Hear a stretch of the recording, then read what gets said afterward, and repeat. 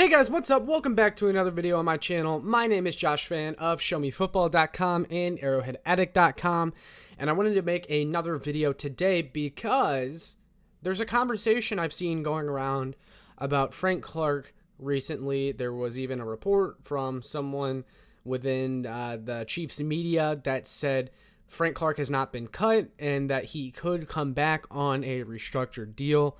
I wanted to give my thoughts on Frank Clark, whether or not he'd be cut. I've kind of been operating under the assumption that he's going to be cut at some point, really this entire time.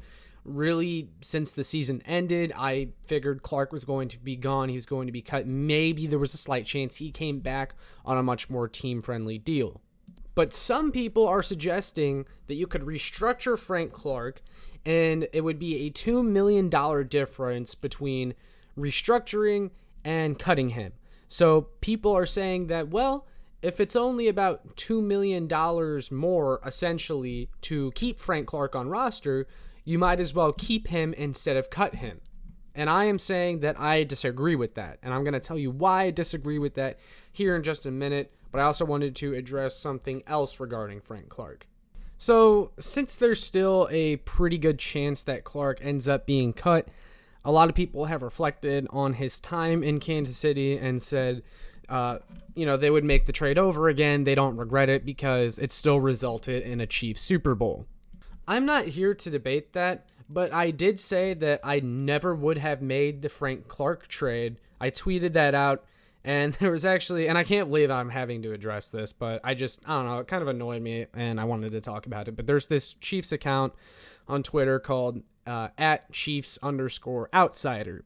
And he went back and found some old tweets of mine that mentioned Frank Clark possibly being traded and me saying Chiefs, like as I wanted the Chiefs to trade for Frank Clark.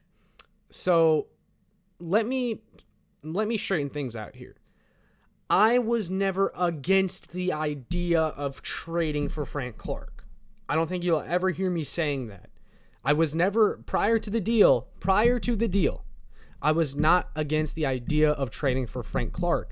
And it's funny because the guy who captured my tweets talking about this did not show the rest of the thread where I said the most I'd be willing to go for Frank Clark and how I was actually convinced by some other people that he's not a star.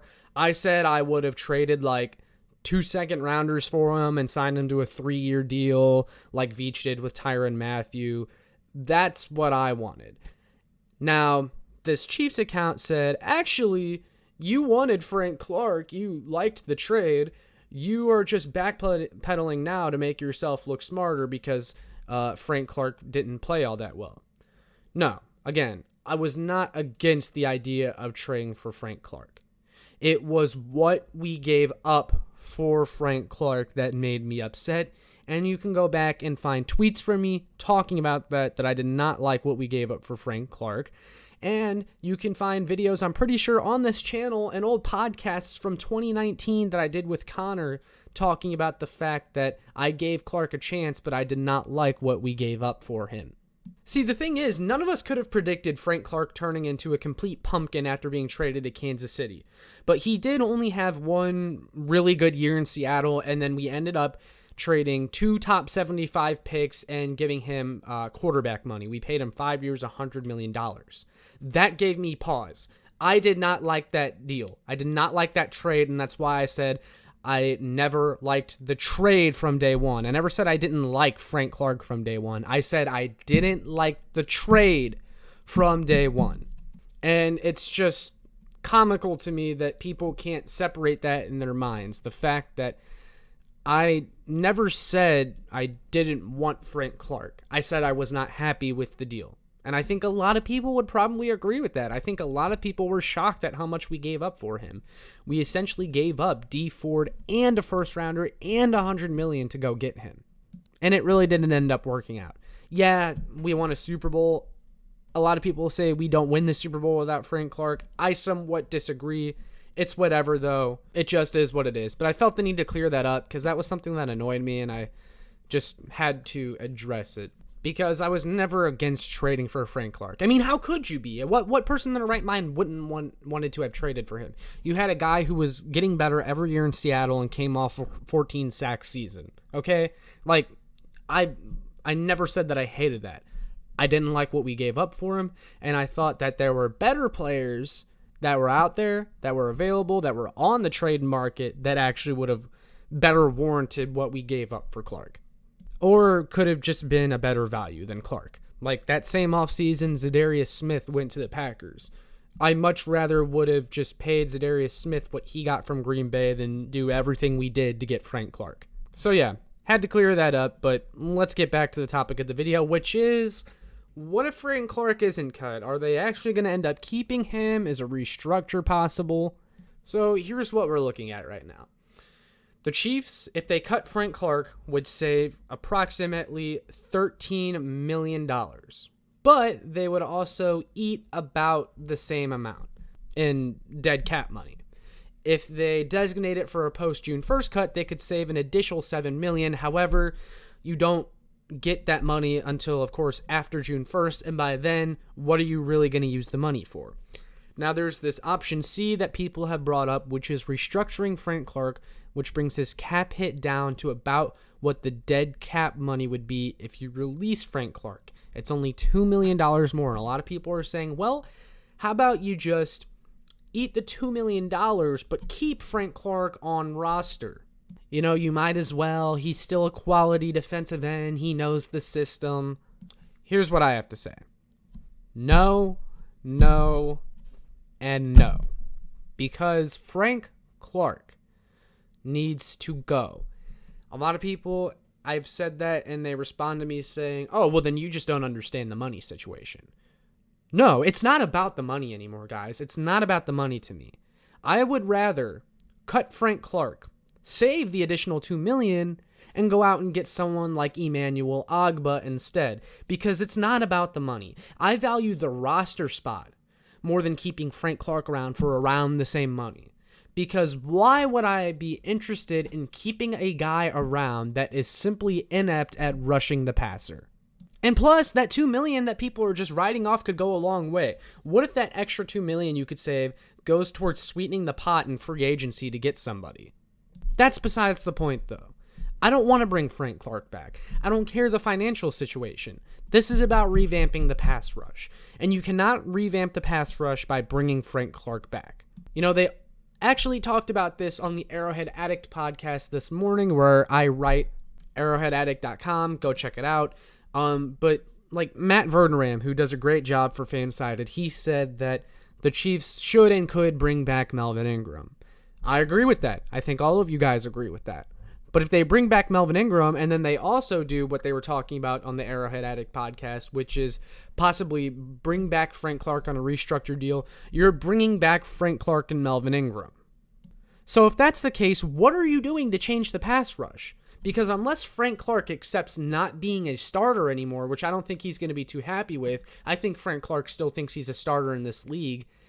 If you're the Chiefs and you're Brett Veach, you know, you talked right when the offseason started about fixing the D-line. There's tough decisions to make. The defense is going to be a focus. You can't say that and then back up your comments by bringing back the exact same defensive line that you had this year.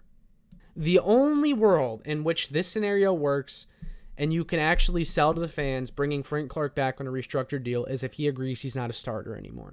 Because you can't bring back Frank Clark and Melvin Ingram, and then your defensive line is Ingram, Jones, bring back Nadi, and Melvin Ingram. It's just not good enough. You need someone that is a true threat on the edges, and Frank Clark hasn't been for the past few seasons. And also, if you bring back Frank Clark, like people are suggesting, and you also still bring someone else in, another free agent, a draft pick, the way this staff operates, they cannot let go of past contributors. You know, we've seen it with Dan Sorensen. We saw it with Sammy Watkins when they brought him back a year too long. They do it with Ben Neiman. You know, they just cannot keep themselves from favoring players that contributed in the past that no longer have it. Frank Clark no longer has it. I don't want Frank Clark sticking around and blocking snaps from somebody that's more deserving. What if the Chiefs also select a defensive end in the second round and he's just losing all these snaps to Frank Clark, kind of like Nick Bolton did this year with Anthony Hitchens? I don't want that happening. I want juice on the edge. I want new blood. I do not want Frank Clark back for another year. I mean, do you guys remember those pass rush win rate charts that Seth Walder of ESPN creates? They did top 50 players in pass rush win rate for their last chart of the season.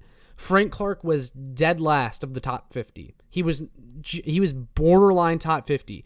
He got double teamed less than Leonard Floyd, who also plays with Aaron Donald and Von Miller. And do you guys know how often Aaron Donald and Von Miller get double teamed? And yet Leonard Floyd of the Rams still found a way to get double-teamed more than Frank Clark. Here are some of the other players that were double-teamed more than Frank Clark. Joe Tryon, John Franklin Myers, Harold Landry, Lorenzo Carter, Justin Houston, Marcus Davenport, Charles Harris, Dante Fowler, guys. Dante Fowler. Dante Fowler also had a higher pass rush win rate than Frank Clark. I mean, there's Chiefs fans out there that have shot down my idea of bringing in Dante Fowler, but you guys want to bring back Frank Clark for another year? I mean, it's embarrassing that people are okay with bringing this back for another year. No, I'm sorry. It's time for new blood on the defensive line. The Chiefs cannot sell that they're trying to revamp the pass rush and get better on defense while simultaneously restructuring Frank Clark and bringing him back. He has to go. You have to let him go. Cut ties. Move on. Frank Clark's time as a Chief ended as soon as he only recorded one pressure and 34 pass rushing snaps in the AFC Championship game against a terrible Bengals offensive line. Okay? That's it. That's what it is. That's my rant. It's time to move on from Frank Clark. Sorry, I felt the need to make this video. I know some of you guys are pretty passionate about Frank Clark and your opinion. So, as always, leave in the comments what you think. If you agree with me, disagree with me on anything, let's get some discussion going. Make sure you like, share, and subscribe so more Chiefs fans can find this. And make sure you check out my work on showmefootball.com and arrowheadaddict.com. And I will see you all in the next one.